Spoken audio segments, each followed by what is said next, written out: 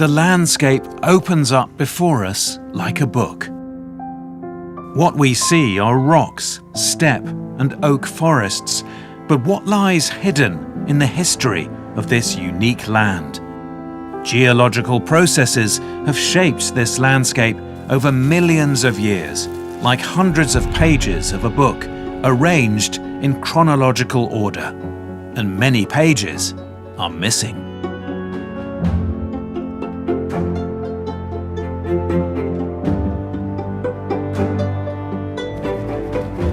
And in the most recent couple of lines, we, humans, make their appearance. We've become part of the story.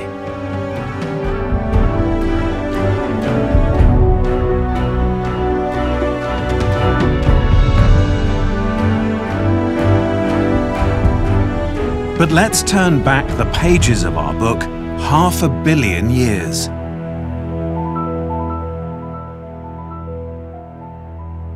The sea that once washed over the land here was full of life. Paleontologists have described 2,000 different species of animals living here.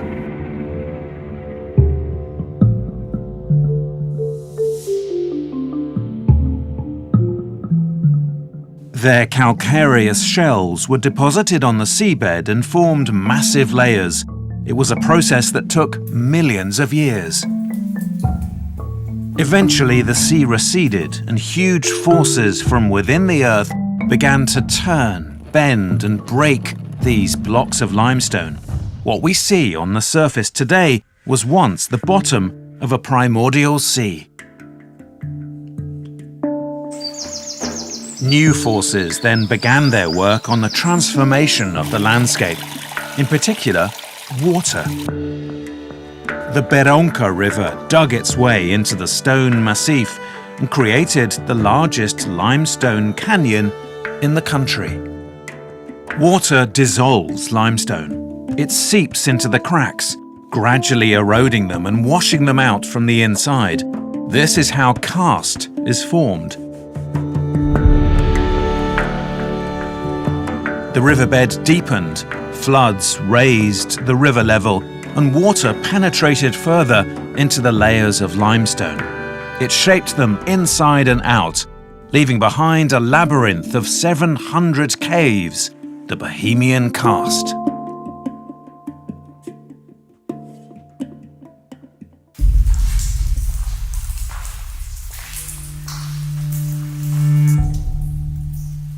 The Konyaprusy caves are the longest known cave system in the Czech lands. Their formation began many millions of years ago. However, even today, slowly, step by step, water continues to shape them.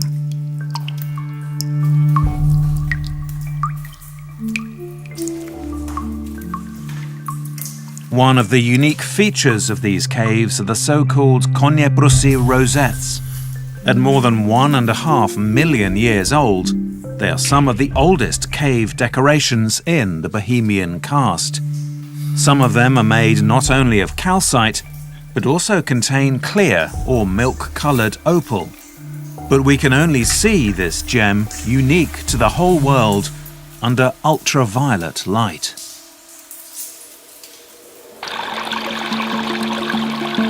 Water from deep underground reaches the surface. Even the harshest of frosts never completely stops its rise. The calcium carbonate that's dissolved in the water precipitates in contact with the air, creating cascades of travertine.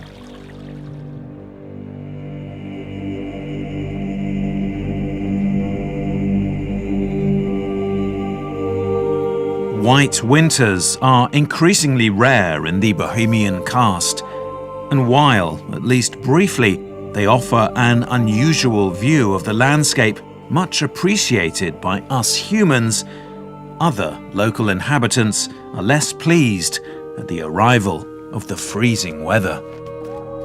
They spend most of the day foraging for food, the supply of which is now much reduced. For this pair of blackbirds, hawthorn berries are an important source of energy, for surviving the frost-bitten days.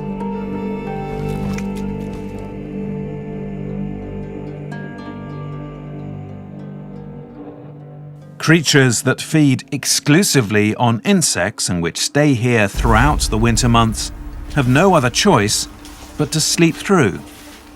Bats retreat to places with a constant above-zero temperature, like abandoned tunnels. For the past 50 years, conservationists have been counting the bat colonies and comparing the results. We know that around 3,000 bats spend the winter in the Bohemian karst each year. During hibernation, the bats' metabolisms slow down considerably. Body temperature drops to 6 degrees, and their hearts beat only a few times a minute.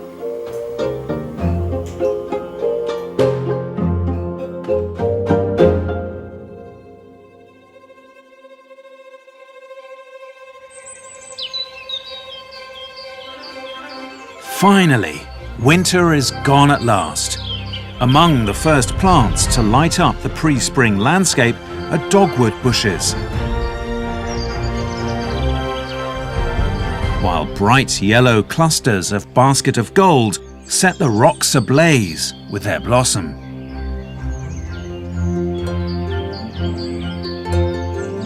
Pasks bow their petals to protect their pollen from early spring frosts and moisture.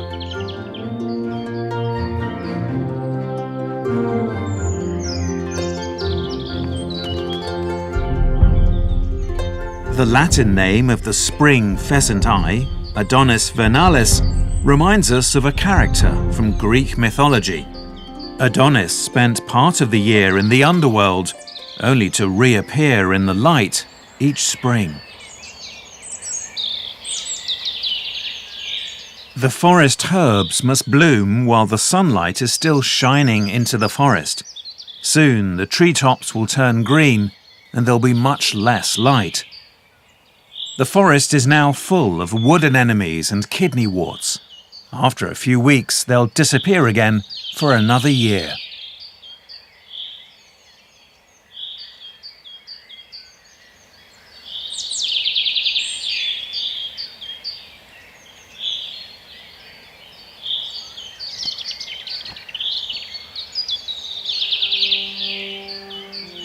The tubers of the hollyroot have survived the winter, and their fragrant flowers have flooded the illuminated forests.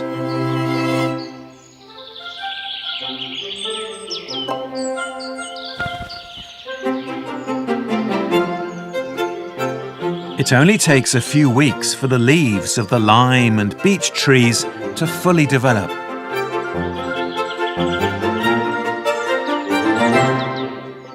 You probably wouldn't have noticed this wryneck. Its colouring blends in perfectly with the bark of the trees. Now, in April, the time of courtship, his typical call will give him away.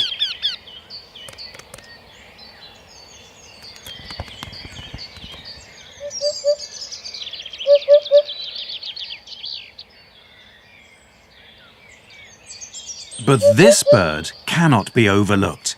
Its voice and plumage are so distinctive, it's impossible to mistake it for any other.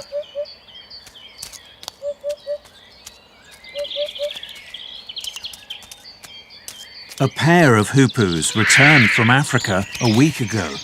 The sparse forests and pastures suit them perfectly. They find nesting places and their favourite food, large insects.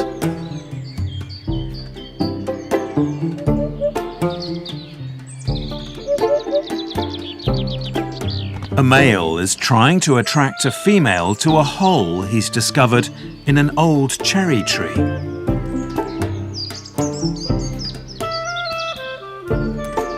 But she will have the final say on the choice of a new home.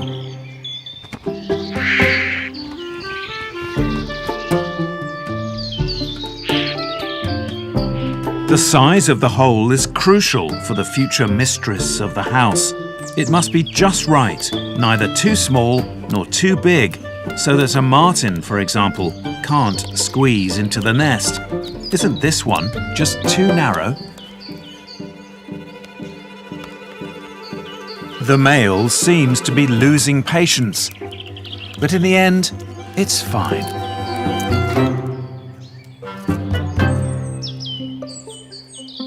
The female will now spend most of her time sitting on her eggs and letting the male feed her.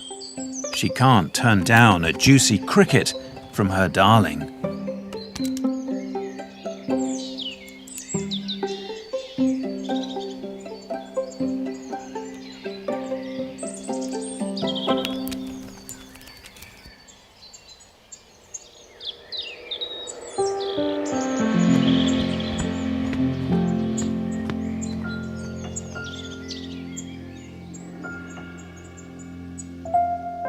Downy oak is a typical species of tree native to the Bohemian karst. A wide range of plants thrive in its sparse, sunny vegetation. Ample sunlight is highly suitable for the St. Bernard's lily or various orchids, such as the lady orchid. The pyramidal orchid is not found anywhere else in this land. The beautiful flowers attract insects, but it's a trap. They won't find any nectar here. But while looking for it, insects inadvertently pollinate the orchids. A gentle breeze spreads the intoxicating scent of burning bush flower. The plant is saturated with aromatic essential oils that evaporate into the surroundings in the hot afternoon.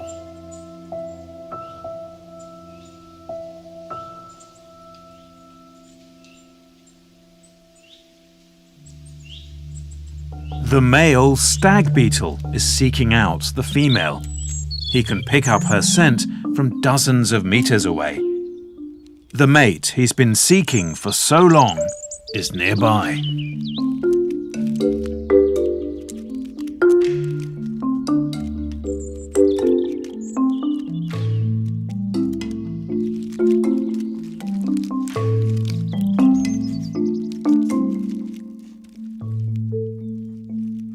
The lifetime of an adult stag beetle is short, only a few weeks in the summer.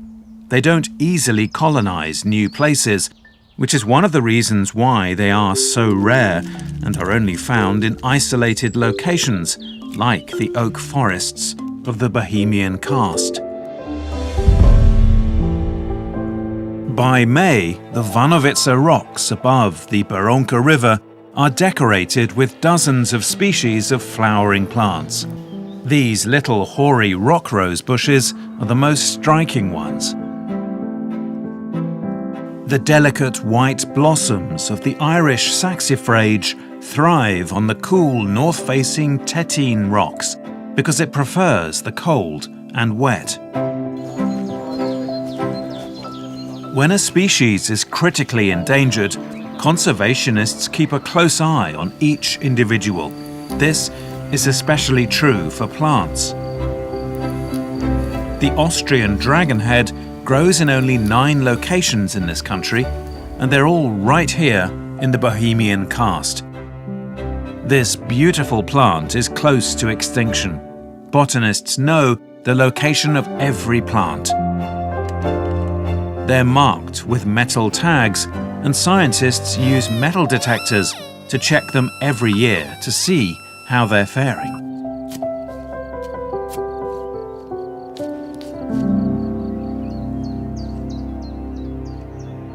The largest quarry in the Bohemian karst is called the Devil's Staircase. It's home to deposits of some of the purest limestone in the world. A large active quarry creates a scar on the landscape.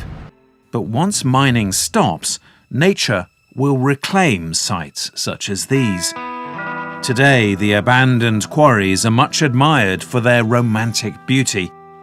And thanks to earlier mining methods, some look like original natural rocks.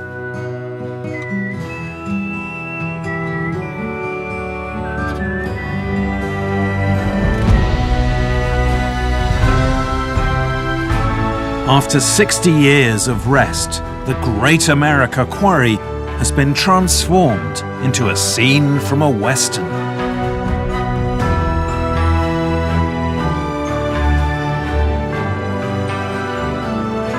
The former quarries also provide shelter for many plants and animals that would otherwise have disappeared from the landscape. For the Eurasian eagle owl, the quarry walls are no different from natural rocks.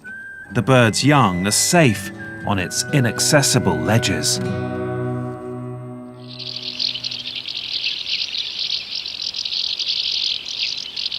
What seems at first glance to be rock is actually hardened limestone rubble, taken away years ago and dumped in the abandoned quarry.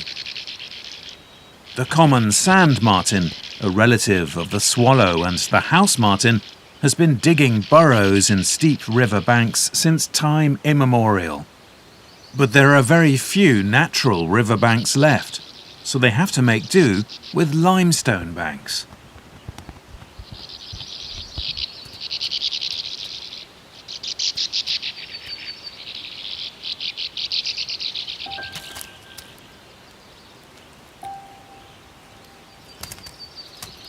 Orchards have contributed to the charm of the Czech landscape for centuries. They create a smooth transition between the village and the surrounding countryside and contribute to its biodiversity. Meadows and copses also bring life to a monotonous agricultural landscape. They offer shelter, a source of food, and a place for nesting. Red-backed shrikes find not only insects here, but also dense, thorny bushes in which they hide their nests. The rare barred warbler has also made it its home.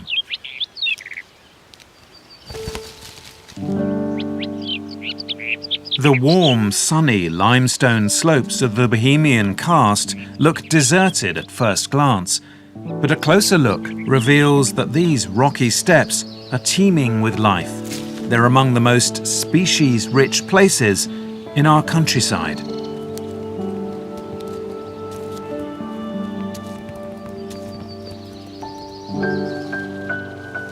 European feathergrass, popularly known as St. Ivan's beard, is a species of grass with narrow, delicate leaves. In the Bohemian karst, it grows on rocks and rock steps, sometimes forming continuous patches of growth. Its long, feathery awns help the ripe seeds to travel downwind. When the grain hits the ground, the long pointed awn begins to rotate and penetrates the soil like a corkscrew. You can see how the whole extraordinary mechanism works in this time-lapse footage.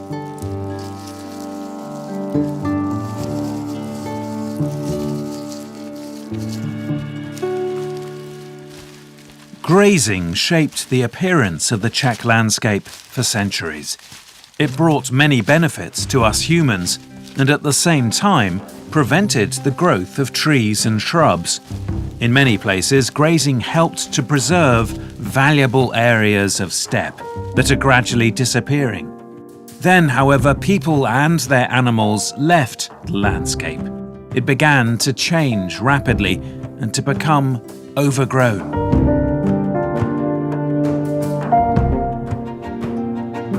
In some places, grazing has resumed. The results are soon visible. The overgrowth of the landscape has stopped, and rare insect species have returned. The predatory owl fly, a relative of the better-known antlion, is now a critically endangered species. It suffered from the end of grazing in what were formerly its steppe habitat. It can only be found in southern Moravia and here in central Bohemia.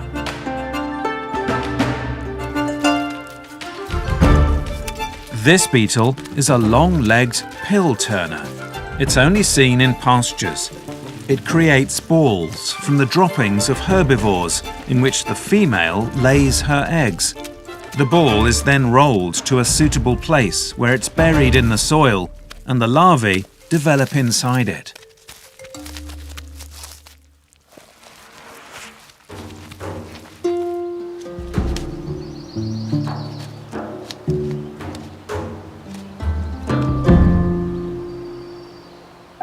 Thanks to open areas and pastures with lots of flowering plants, butterflies thrive in the Bohemian karst.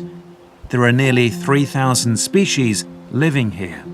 In many other parts of the Czech Republic, butterflies have almost completely disappeared.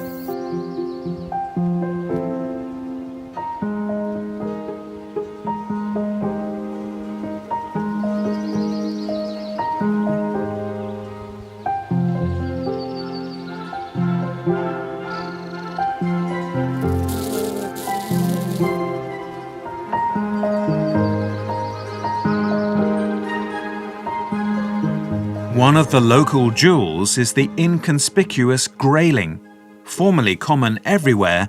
Now one of the last large populations is surviving here. Among the clumps of grass in the pasture, the hermit butterfly is hatching. After emerging from their chrysalis, the butterflies must hang on to the nearest blades of grass as quickly as possible. Their wings need space to fully develop.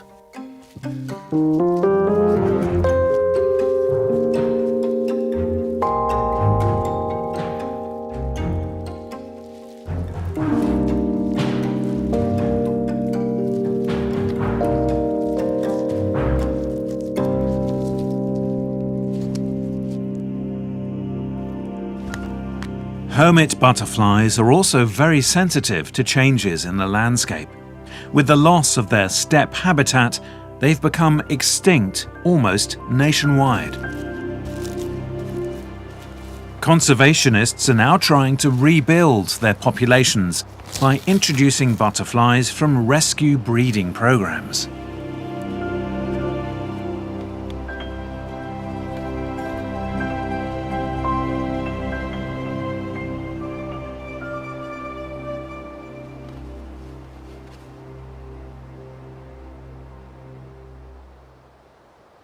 The European ground squirrel also needs an open landscape to thrive.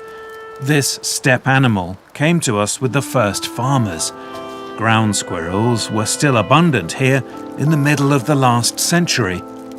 But then the grazed meadows began to disappear, and with them the European ground squirrel. There's just one small colony left in the Bohemian karst on a single meadow.